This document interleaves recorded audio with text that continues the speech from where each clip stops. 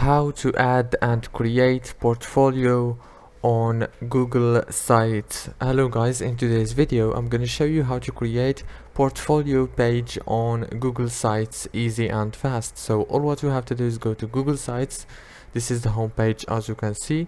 Now all what you have to do is go here to template gallery, click on it and go to personal here, and you will find portfolio.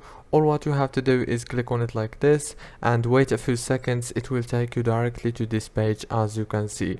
Now all what you have to do here, you can edit the name, as you can see. For example, I am Jacob, I am a creator like this. And yeah, and you can also add your photo from here.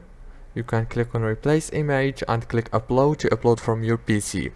You can also select a work and fill all those informations, as you can see. And after you finish, click publish and it's gonna be live.